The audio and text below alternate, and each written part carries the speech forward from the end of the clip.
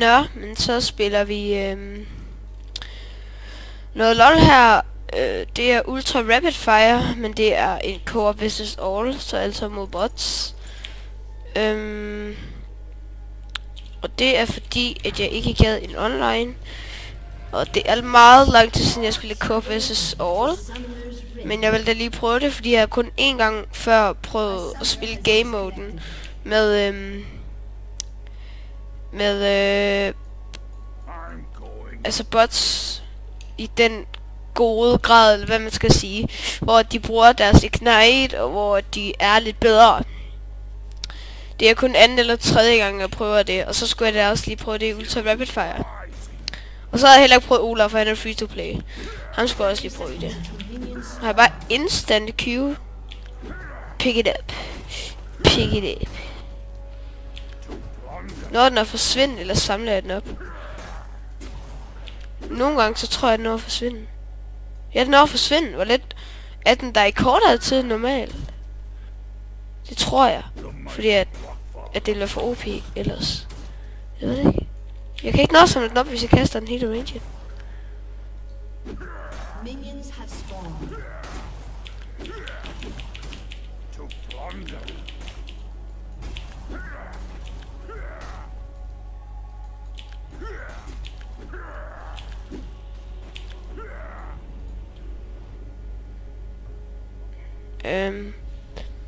Passive Unislow.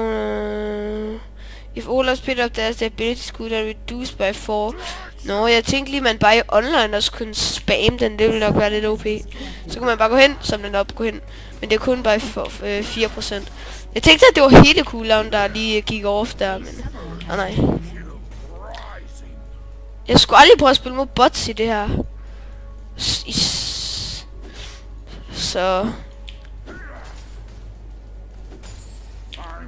Fuck, Olaf, han er i hvert fald strong. Det der er helt sindssygt. Jeg sparker der røv lige nu.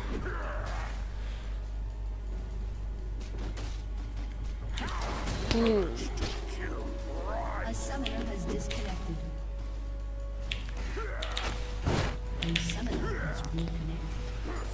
Seriøst, i et co-op vs all game. Selv der lyver folk. Fuck, det der, de irriterende, mand. Ja, gå væk, din klammer. Hvem med min WR? Kan jeg den på for evigt, eller hvordan virker den? Ja, det kan jeg. Get owned. Hvorfor fik jeg så meget liv? Olaf attack speed increased by 1% for each missing health. What the fuck? No. Det vil sige, at han må være sindssygt vild. Hvad fanden var det nu? Nå, lige meget. Så også jeg prøver at makke sådan... Nej. Det koster... Hans ære koster liv. What the fuck? Hvis det ikke engang... Det er lige meget, fordi jeg har min passiv. Hvad giver min WR? Jeg ikke giver lifesteal. Tænk det der. Oh, for fuck's sake.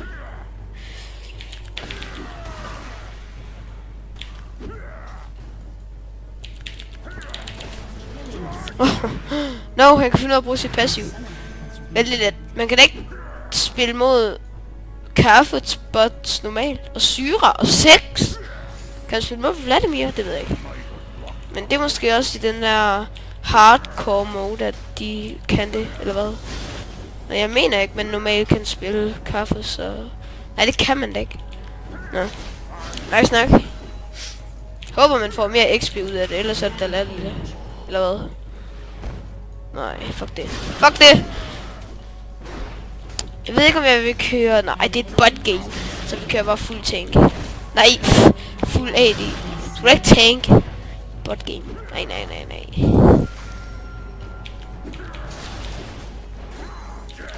Hvad med mit old? Hvor lang tid er det for? Starter cooldown, når jeg bruger det, eller... Jeg kan prøve. Ja, det gør det. Nå. Jeg troede, det var på i længere tid, men det er det ikke. Wow. Så kan jeg ikke blive... fear og stunnet og alt crowd control. Alt CC. Okay, er I klar?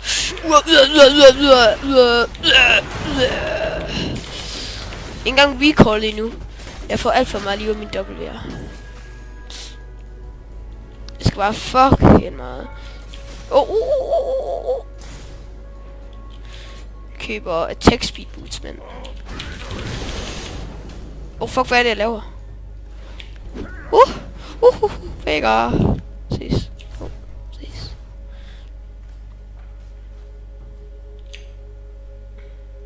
En Jinx. Det der skin til Sealand, det er faktisk ret nice. Vi starter ud med sådan en her. Går direkte. Man får vist hurtigere gold i det her, mener jeg. Kan jeg opdage de, hvis jeg teleporter? Er de kloge nok? Håber ikke. Okay, det var de. Og der var det godt, fordi hun kunne ikke give mig hende der Syra der. Eller Syra. Så hun fik ikke sin... hun fik ikke stun, ellers så var jeg død. For fanden, det var et gangbang. No business report.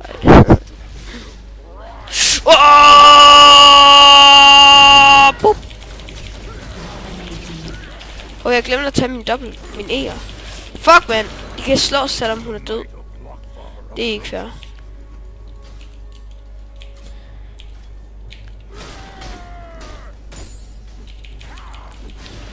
Fuck, det er vildt. Jeg kan med W på hele gamet, altså. Fucking OP.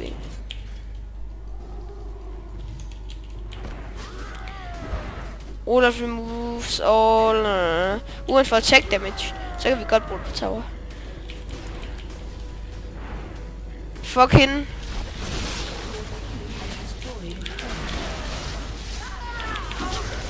Når Olaf først er blevet feedet, ikke? Så er han bare den vildeste satan i... Nå, de døde sig selv, okay. Jeg synes bare, den var der i længere tid sidste gang, men... nok bare mig. Au.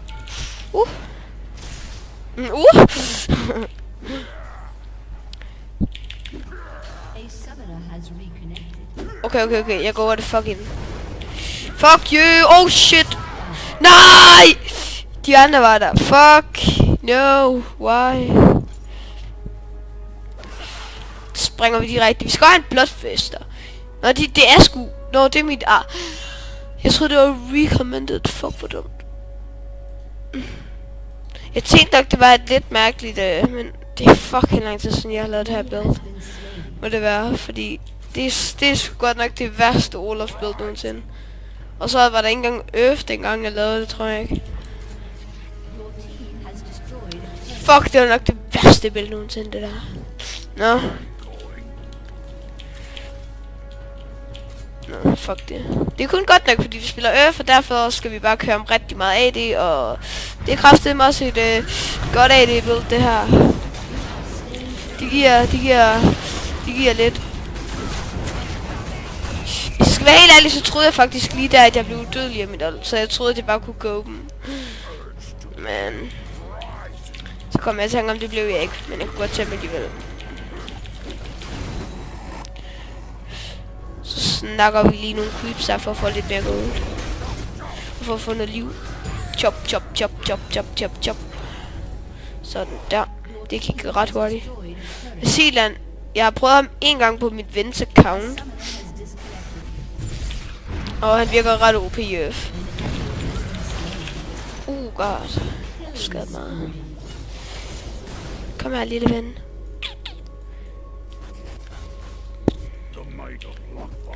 Nå, men jeg vil gerne lige sige undskyld for, at jeg ikke har lagt video i lang tid. Det var bare, altså jeg har været forkølet, men det er godt nok ikke derfor. Det er nok mest fordi, at jeg, hvad det hedder, jeg kunne ikke få min lyd til at virke. Jeg ved ikke hvorfor. På Fraps, der vil min lyd ikke, der vil min lyd ikke virke. Jeg ved ikke hvorfor. Men den har så fået til at virke nu. Og det er jo bare dejligt. Så det er ikke så fedt at høre på en, at der ikke vil. Ikke at man ikke rigtig kan høre, men jeg har godt nok lige lagt 2 videoer ud. Og det må jeg godt nok undskylde, fordi det er sgu ikke så fedt at se på. Men ja. Så det der... jeg lavede et Earth-video, hvor jeg spiller Hecarim, som nu er blevet fjernet fra Earth. Men ja. Hvor jeg har et arcade Hecarim skin på, eller arcade. Og så ulter jeg, og der kommer ikke nogen effekt. Og der kommer heller ikke en regnbue ved min E'er. Og det er altså fordi det ikke er et rigtigt skin. Det er ikke fordi jeg vil bilde jer ind, det var et rigtigt skin. Men det er ikke et rigtigt skin. Det er sådan et program vi har downloadet, hvor jeg egentlig vil bruge det til, fordi man kan se jungle, altså hvornår creeps ind i jungle spawner, når man har dræbt dem og fået vision over dem. Så kan man se hvornår de spawner på sådan en timer, og det var egentlig det jeg ville bruge det til. Men så da jeg prøvede at finde et program, så har min ven Dines fundet et. Og det brugte han til at få de der skins der. Fordi på de skins, de er bedre end custom skins. Du kan kun selv se skinnet, men der er alle animations der på, så det er helt ligesom et rigtigt skin. I login, hvis du har knyttet den til din account, så i login screenet, der er billedet og abilities der og recall animation, hvis det er sådan en skin som Pulfire, som han har på. De abilities er der også, og det der arcade hickory, der var der også det der var effekterne på mine abilities der også, men på mit ult og regnbuen bag ved min E'er, der var de der ikke. Så der er nogle effekter, at der ikke er med, men de fleste er. Jeg ved ikke om det bare ved mig det er sådan, eller om det er sådan ved alle. Fordi at jeg spiller også med Zombie Brain skin. Og der viste min WSAC, men der sagde mine venner, at de havde set, at ved hans storebror eller sådan noget, der kom der den grønne effekt, men det gjorde det bare ikke for mig. Så jeg ved sgu ikke lige om det er mig, at der er noget i vejen med, eller om det er programmet. Men ja, lad os få lidt mere liv herinde.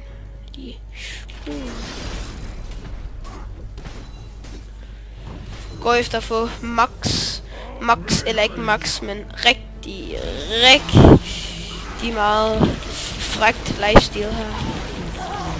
Havde hun heal, eller var det, havde de en, nej, det var heal. Jeg troede lige, de havde en Soraka. Fordi jeg troede lige, det var old, jeg synes, de lige lignede dem, men nej. Og de, se, det var lidt heal der over det. Nå, men I må altid like videoen, hvis I kunne lide, eller hvis I kan lide den. I må gerne I må gerne dislike den, hvis det er det, I vil. Men så kunne det bare være fedt, hvis I skrev ned i kommentarer, hvorfor det er I disliket. Fordi at hvis I gør det, så kan jeg jo se, jamen din lyd er ikke høj nok, eller det er irriterende, at der er delay. Jeg ved ikke, om der er det, eller det er et andet irriterende. Så kan I jo bare skrive det ned i kommentaren. Fordi så kan jeg altid bare blive bedre. Man bliver jo kun bedre af sin fejl. Man bliver kun bedre af sin fejl, jo. Så ja, det er velkommen til at gøre. Det vil kun hjælpe mig, hvis I disliker eller liker. Det vil selvfølgelig hjælpe mig rigtig meget. Det giver mig kun lyst til at lave flere videoer.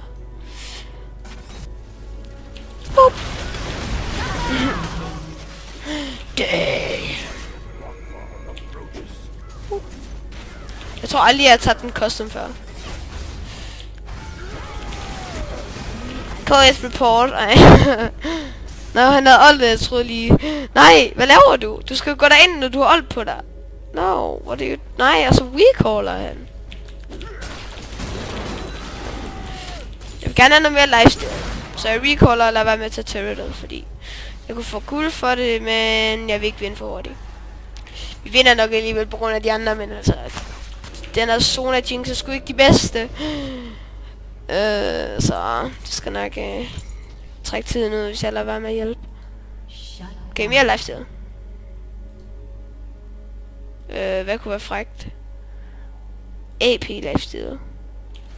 Gør den her på AP? Nej.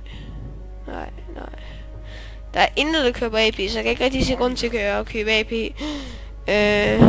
I stedet for...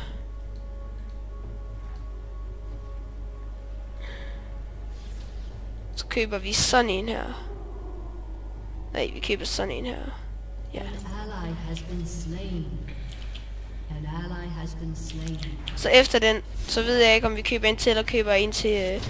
Jo, vi køber sgu en til Bloodfester. Nej. Jeg tvivler, om vi skal gå efter... det skal jeg vildt meget. Jeg tvivler, om vi skal gå efter en Bloodfester, eller en Blade of the Rune King. Altså, jeg køber en Bloodfester nu, men efter den, om jeg skal have en til Bloodfester, eller en Blade of the Rune King. Det er bare et bot game.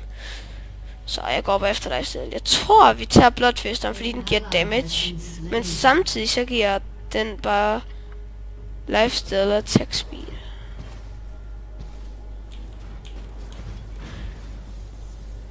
Kan man ikke få et eller andet? Man kan i hvert fald ikke få meget... 39 det højeste lifesteal. Nej, okay. Men attack speed ved jeg ikke, hvad det højeste er. Måske lidt pinligt, men altså, hvor meget har jeg lige nu? Der har jeg ikke særlig meget, så det kan jeg i hvert fald godt få mere af.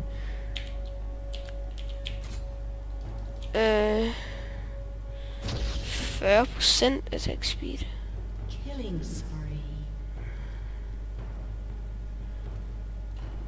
Nå. Ja. Hvor mange procent har jeg lige nu? Det kan man ikke se. Nej. Stats. Tips. Olaf kan. Okay, det vidste jeg ikke engang, man kunne. Det er lige meget. Vi skal ikke bruge tips. Vi kan gøre det selv. Åh, for fanden. Ej, jeg vil gerne spille en champion. Nej. Hvordan kan de få 12 kills i et fucking game? Okay, jeg er faktisk en af dem, der har feedet mest. Fail. Det var dumt, det der. Jeg troede Silan, han dækkede. What the fuck. Og han havde da uld og det hele. Hvordan fik han det der? Q. Jeg er ret sikker på. Kom lige til at slå til min mikrofon. Og snottet og det hele. Det går jo slet ikke. Men vi har lige fået påskeferie. Så der kommer nok en hel del videoer. Også med nogle af drengene, hvis de kan. Spille noget. En af mine rigtig gode venner, Rune, er lige flyttet til New Zealand. Og der skal han være i imellem 2 og 4 år. 3 til 4 år, måske.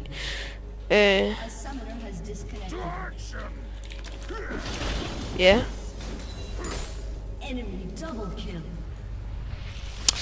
Så det er jo spændende.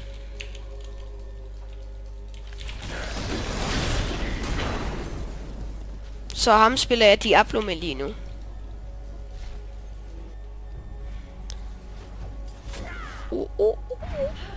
Den vil jeg ikke op at slås med. Tror du egentlig bots bliver trollet? Tror du man kan troll bots egentlig? Tror I det? Fuck, men de kan da i hvert fald troll mig, for fuck det der, det var snedigt gjort. Står de alle sammen rundt om hjørnet? Og så klogt troede jeg det heller ikke. Var det et tilfælde, eller var det taktik, det der? Okay, what the fuck? Det synes jeg skulle være lidt sjovt, det der. Nå.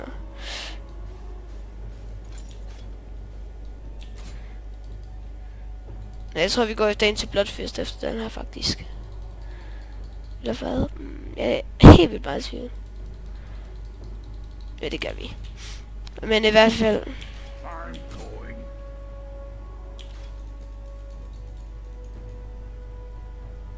Jeg forstår ikke... Der står, min FPS er på 17.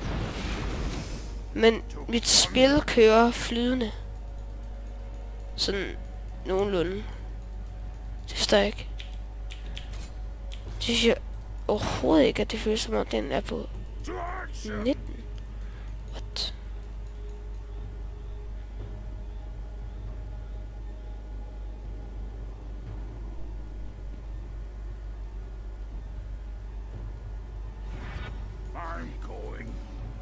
An ally has been slain. Enemy killing spree. Enemy double kill. Nå. Men det var egentlig ikke... Jeg ville så for lang tid spawn. Jeg ventede bare på Bloodfist, og så tjekkede jeg bare lige imens. Nå, men I kan jo sige lidt comments, om I synes, at FPS'en er for lav. Fordi jeg synes ikke, at den er for lav. Det synes jeg i hvert fald ikke, at den føles som om lige nu. Hvis I synes det, så kan jeg lige prøve at se, om jeg kan rette på det. For det kan være, at den er på videoen, men jeg bare ikke kan se det nu. Fordi Fraps siger det også. Jeg ved sgu ikke lige... Ja, mit Fraps ikon ting, eller hvad det hedder. Mit Fraps ting er oppe i højre hjørne. Det er ikke sikkert, det kan I nok ikke se, men når jeg holder herover, så er det fordi jeg holder over Fraps FPS-viseren, eller hvad den hedder. Jeg holder her for at få lidt magic resist, så jeg kan tage helt så meget skade. Wow. Så det er den her lifestyle der. Det er det, jeg gerne vil have. Sådan et boom lifestyle. Nej, det er løg. Hun døde sgu af hende. What the fuck? Nej, jeg skulle bare have ladet ham dø af det. Ja, kom nu.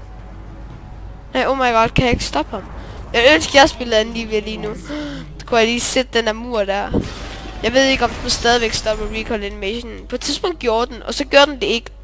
Og så da Earth kom ud, så begyndte den at gøre det igen, ved jeg. Men best flash EU. Best flash EU. Dubstep flash. Det er dubstep flash. Beep beep beep beep beep beep. Farme nogle minions.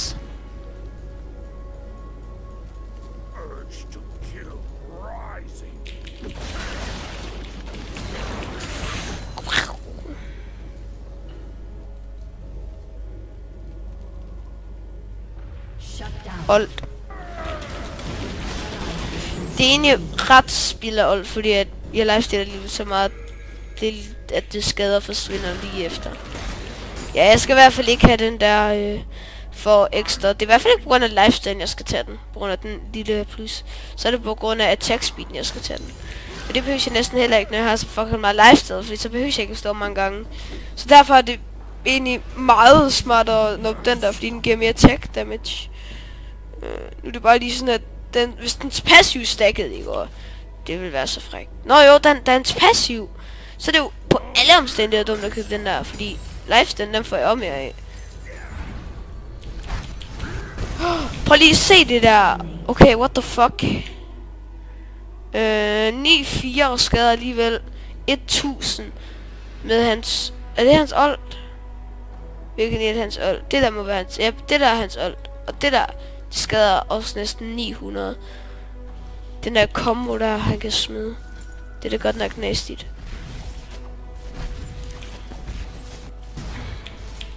Super mega defrokit, bro.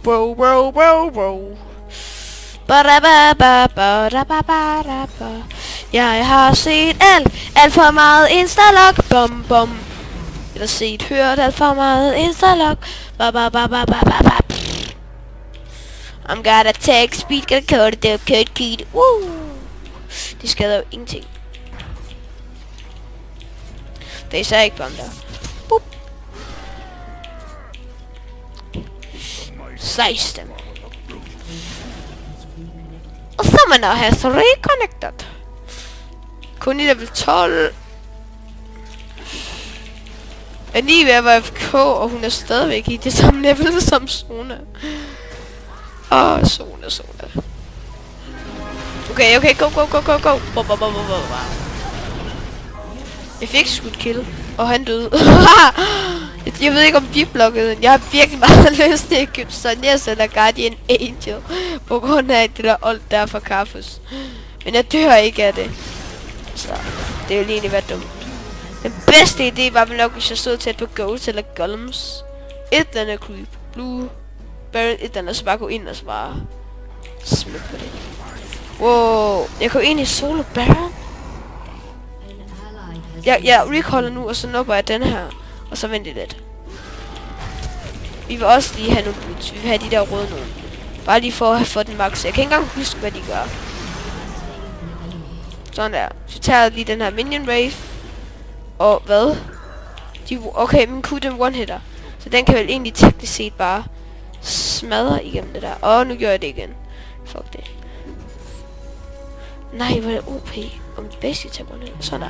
Vi kolder. Og så solo jeg Baron. Og jeg skriver ikke der i chatten. Hvis du skriver, at jeg vil solo, så hjælper de. Og så hvis de så kommer alligevel. Ja. Så må jeg jo bare sige, at de skal get the fuck away. Så det jeg gør nu, det er at teleporter til tower. Og imens jeg teleporter til tower, så grabber jeg sådan en der. Og det nåede jeg ikke. Men den behøves vi faktisk heller ikke. Så det er lige meget. Den er vigtigst til sådan nogle AP, hvis de skal gøre noget frækt noget. For jeg er ikke mindre cooldown, når jeg basic attacker med min E, jo det er det. Hvor det var ulækkert, at han havde. Jeg har så meget lifesteal, at Baron ikke kan gøre noget mod mig overhovedet. Jeg mistede faktisk mere liv, da jeg brugte abilities. Altså min E og kur. Ikke min W, fordi den hjælper kun. Min E og kur mistede jeg faktisk mere liv af. Fordi de stansede min basic attacks. Jeg ved ikke, hvorfor jeg tog så meget skade på et tidspunkt. Jeg blev helt bange. Jeg ved ikke. Det kan ikke være kaffe, så der skader så meget. Fordi så meget ved jeg, at det ikke skader. Så det skulle ikke lige... Nej, jeg vil prøve at flash ud af det, men det nåede jeg ikke. Men det var ham, der fik bare på grund af den der... Det var blandingen mellem hans ring og hans E'er der. Ja, den der. Og så hans W'er. At der skadede så forfærdeligt meget.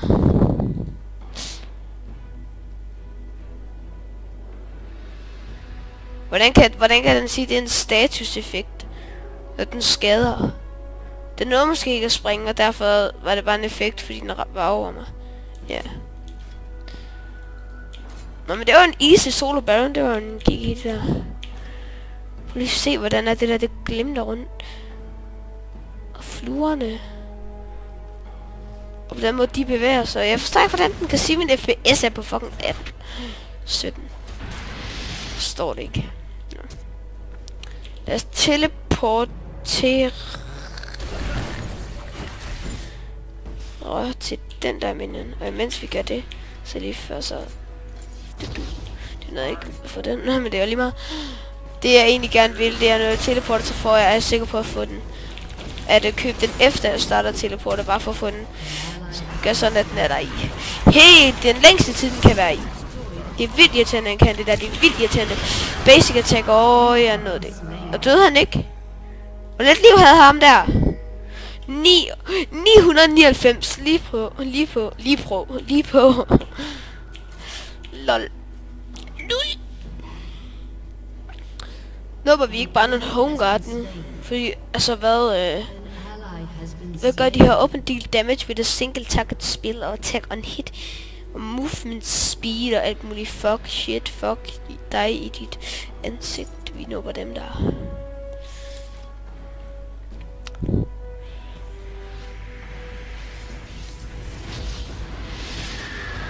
Lad os sælge den der. Så købe en til Bloodfister. Nej, ikke den der.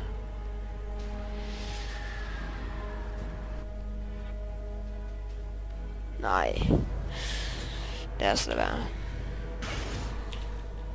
Jeg håber ikke, at de går derind, ligesom de gjorde sidst nu.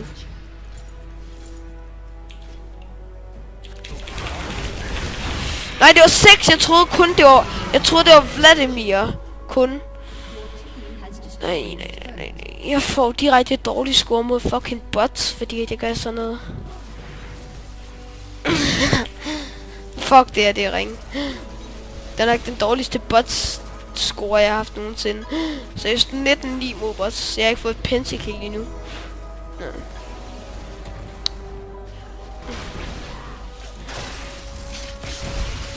Så jeg synes ud som om, at hvis jeg ikke var der, så kunne de faktisk tabe, eller så ville de faktisk tabe mod dem.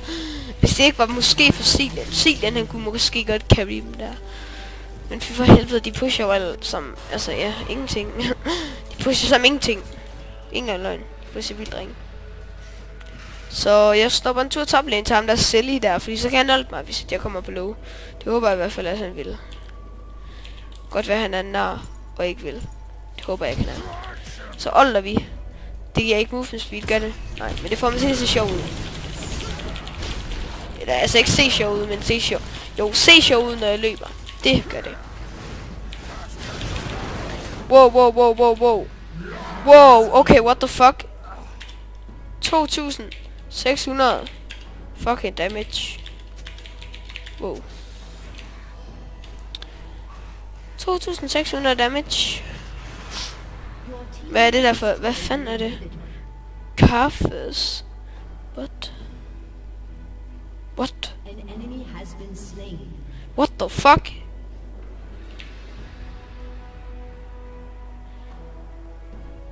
Nå. Lige meget. Det ved jeg godt ikke bevare. Ally has been slain.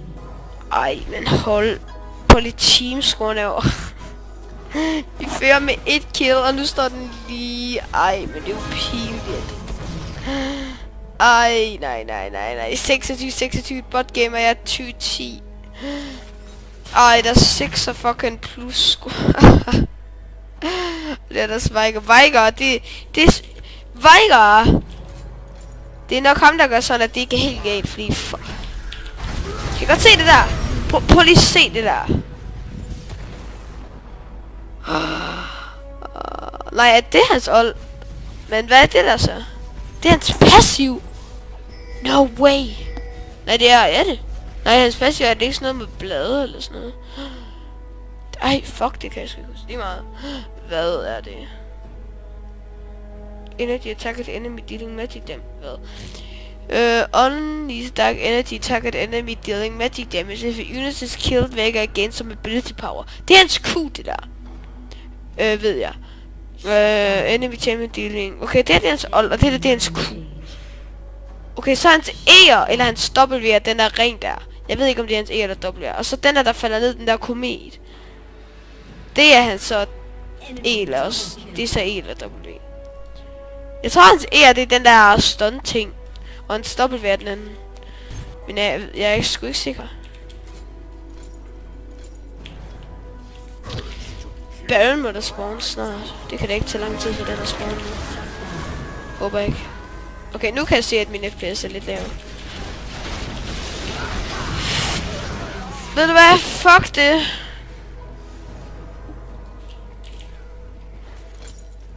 Det gider vi ikke længere. Hvis nogen teleport sker. Finish please, I leave in 5 minutes. Okay, this is a co-op. Hvad hedder det? Co-op. Det ved jeg ikke. Versus all. So just leave. Det gør sgu ikke noget.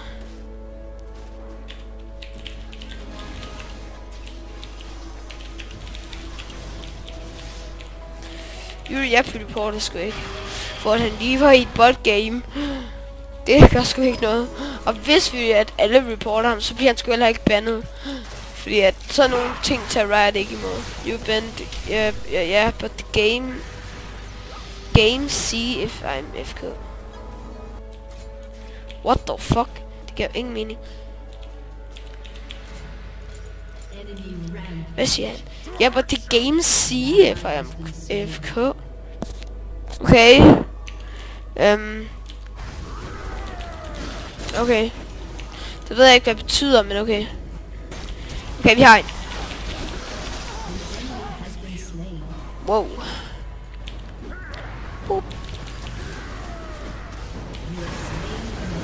Okay. Ikke brug abilities, ikke brug. Oh, yes! Fuck, jeg er glad for, at jeg købte Guardian. Jeg havde endda liv for mig. Hvis han stunner mig, ikke også er død. Får jeg movement speed af det her? Nej.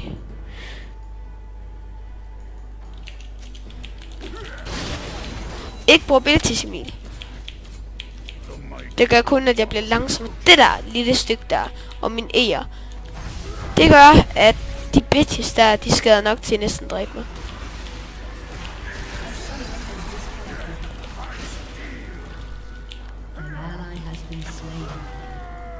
Okay, hvor mange gange kan jeg bruge den der?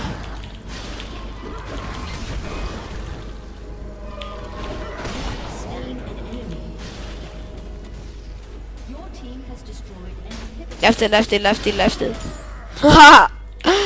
Det der jeg gerne ville have i starten af gamet. Det var det der jeg fucking gik efter. Jeg overlever på basic attack. Det er det jeg glemte før. Jeg skal ikke bruge mine abilities til fucking basic attacks. Det er kun sådan nogle steder, jeg skal bruge abilities for, at han står der og ser døben. Og står der og smadrer os.